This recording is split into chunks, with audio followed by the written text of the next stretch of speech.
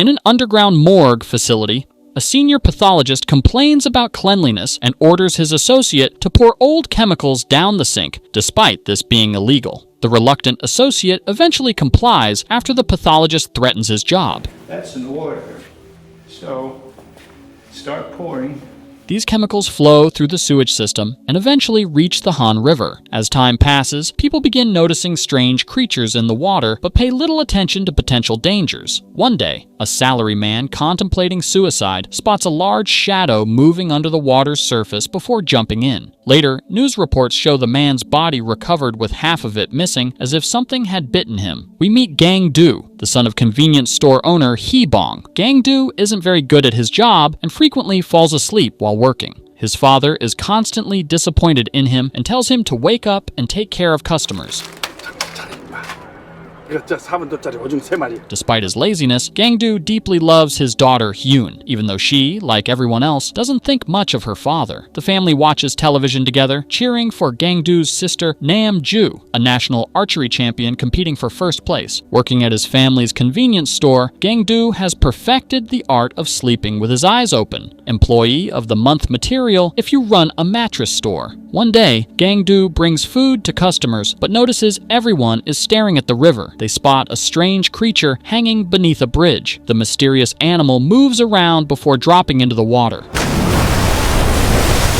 Curious onlookers move closer to the riverfront, and Gang-do throws a beer can at the creature, which quickly pulls it underwater. Encouraged, others begin throwing garbage into the river until the creature disappears, leaving only trash floating on the surface. Just as Gang-do is about to leave, the giant creature suddenly emerges from the water and charges toward the crowd, knocking people into the river. Everyone runs in panic while the monster tramples spectators and attacks them furiously. Gang-do tries warning people to run, but gets knocked over by the giant beast. The creature continues toward a population center while everyone flees, looking for shelter. The monster charges into a mobile container where people are hiding, turning it into what one might call a giant lunchbox, as it devours everyone inside.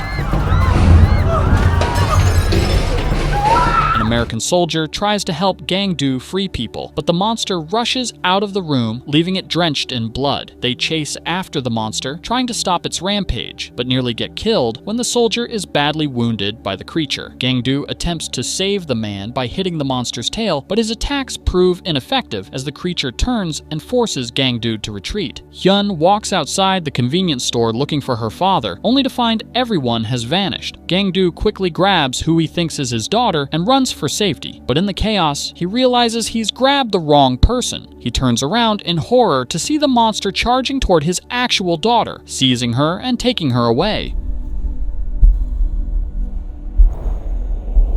The creature jumps into the river and swims to the other side. Gang-do desperately tries to follow, but can only watch helplessly as his daughter is carried into the water. The military soon arrives to secure the area, and people mourn their lost family members at a large community funeral in a shelter. Hyun's uncle, Nam-il, arrives with tears in his eyes after hearing about his niece's apparent death. The family embraces each other and collapse to the floor in grief, but instead of offering comfort, news reporters surround them and take pictures like vultures. These news photographers at the funeral have all the sensitivity of paparazzi at a celebrity breakdown. They've mistaken human tragedy for a photo opportunity. A government worker in a biohazard suit enters the shelter and asks who made physical contact with the creature. People hesitate to admit involvement, but after repeated questioning, some raise their hands, including Gang-do, who fears legal consequences. More workers in yellow protective suits rush in, attempting to quarantine identified families. They forcibly take Gang-do away, while his family begs them to stop. It's revealed that the American soldier who helped Gang-do survived the monster's attack, but became sick from a virus supposedly carried by the creature. The government withdraws military forces and deploys specialized teams trained to handle viral outbreaks. When Gang-do and his family arrive at the hospital, they're surprised by the lack of proper quarantine measures, as even the doctors aren't wearing masks. That night, Hee-bong receives a phone call that he immediately identifies as coming from his granddaughter. Gang-do tries asking for her location, but the signal cuts out suddenly as the rest of the family wakes up. Meanwhile, the monster continues attacking people, killing quarantine workers and bringing them back to its nest in the sewers, where it stores them for later consumption. Hyun, who is still alive, sneaks out from a drainage opening and examines a worker the monster has brought in. The man died from drowning, as water spills from his lungs. Hyun finds a cell phone on the body, but it no longer works after being submerged. Back at the hospital, Gang-do tries convincing police that his daughter is alive, but the officer thinks he's delusional and requests a psychiatric evaluation. Realizing his daughter might be starving, the family plans an escape from the hospital, but is immediately recognized due to Gang-do's distinctive blonde hair. They run to the elevator and into the parking garage, where gangsters in a vehicle arranged earlier pick them up. The family successfully escapes while a police officer futilely chases them on foot. The gangsters charge Hee-bong an exorbitant amount for the rescue, providing guns and a government vehicle to help them blend in. Hee-bong has no choice but to surrender all his savings, including credit cards. They drive toward a police checkpoint and attempt to pass through, but a police captain recognizes them as hospital escapees. With no alternatives, Hee-bong bribes the officer with their remaining money. The family begins searching every sewer system they can find on their maps, but the area is vast, and they have no idea where exactly Hyun might be. Nam-il complains they'll never find her through blind searching, but his sister tells him to stop griping as they have no better options. While exploring the sewers, the family notices movement ahead and readies their guns. Nam-ju feels water dripping on her from the ceiling, and they fire multiple shots before realizing it was nothing threatening. However, 2 homeless boys had been hiding by the walls and escape after nearly being shot by the family. The older of these homeless boys later decides to steal food from the nearest convenience store, which happens to be the one Gang-do's family owns. The younger boy, Si-ju, wants to take money too, but his brother stops him, saying they should only take what they need to survive. After gathering bags of food, they exit the store only to see the monster charging toward them from under the bridge. The boys run desperately for their lives with the creature in close pursuit. Later, Hee-bong returns to their store and notices the forced entry, but pays it little attention. The family continues having dinner, imagining Hyun is still with them. Meanwhile, in the monster's lair, Hyun gathers water from the sewers for survival.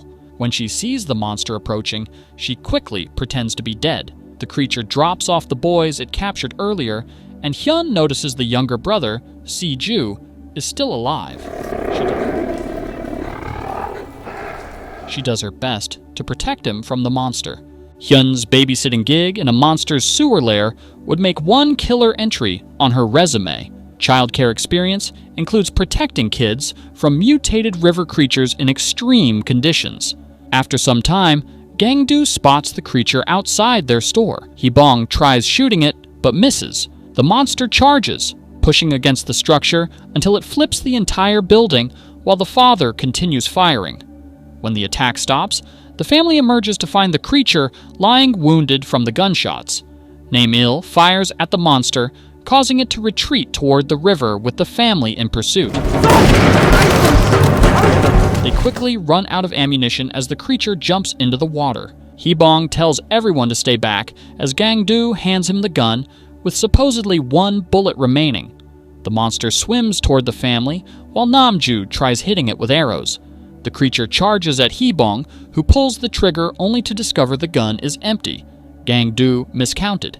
Hee-bong calmly tells his family to run as the monster tramples him, grabbing his leg and smashing him against the ground while everyone watches in horror. Gang-do rushes to his father's lifeless body and weeps, but they can't linger as police approach. He tells his siblings to continue searching for Hyun and covers his father's face with newspaper. Unable to leave due to overwhelming grief, Gang-do is captured by police officers. That night, Nam-il visits a friend who works at a phone company to help locate Hyun's last call. They find her location, but the friend betrays Nam-il by informing police to claim reward money. Nam-il escapes by turning off the lights and locking his pursuers inside. He jumps under a bridge to evade police and texts his sister Hyun's location before passing out from injuries sustained in his fall. Namju notices her brother's message and runs toward the sewer where her niece is hiding. As she approaches the entrance, while calling Gang-do about the location, she spots the monster charging toward her. She tries shooting it, but gets knocked into a ditch, which fortunately prevents the beast from reaching her. After learning his daughter's location, Gang-do attempts escaping the hospital, but is stopped by doctors performing painful experiments on him. The lead researcher reveals there is actually no virus. The government created this story to distract from the monster's true origins. Overhearing this conversation, the doctors prepare to lobotomize Gang-do. To silence him, in the sewer, Hyun comforts Si-ju by asking him to imagine what they'll eat after escaping. She creates a rope from victims' clothing with a police baton tied to one end, making a crude grappling hook. Before they can escape, the monster returns, forcing them into hiding. They watch in disgust as the creature regurgitates bones from humans it has consumed. Though the monster detects the children, they manage to hide in wall crevices beyond its reach. Gang-do takes a doctor hostage and escapes outside, only to find officers relaxing and having a barbecue as if on vacation. He steals a vehicle by threatening his hostage and races toward his daughter's location. Meanwhile, Nam-il awakens after being rescued by a homeless man whom he convinces to help save Hyun. They prepare Molotov cocktails from alcohol bottles to fight the monster. Hyun wakes from hiding and notices Si-ju becoming ill. She sees the monster sleeping, attempts running for the rope ladder, but is quickly caught and returned to the floor. Seeing Si-ju outside their hiding place, she runs toward him, trying to save him as the monster pursues them. Gang-do arrives at the nest and finds it filled with bones, but no sign of his daughter. Suddenly, he sees the monster pass by, with an arm dangling from its mouth, and chases it alongside his sister, who has regained consciousness. They follow the creature as it swims through the river toward protesters on shore who are demonstrating against the quarantine and alleged government experiments. The crowd notices the approaching monster and scatters in terror. Police open fire as the creature reaches land, while military personnel release gas that appears to stun and immobilize it. Gang-do rushes toward the monster's mouth, desperately trying to extract his daughter. He pulls out both Hyun and Si-ju, whom she still clutches protectively, but realizes with overwhelming sorrow that his daughter died long ago. Gang-do carries her toward his family, and they weep as they embrace Hyun's lifeless body. Consumed by vengeance, Gang-do attacks the monster with a metal pole. Nam-il throws Molotov cocktails, though he fails to land direct hits. The homeless man climbs atop the creature and pours gasoline over it while it watches in confusion. Namju prepares a flaming arrow and shoots the monster, setting it ablaze. In the ensuing chaos, as the creature tries returning to water, Gang-do delivers a fatal stab from behind a post. The monster collapses with its final breath and dies, burning.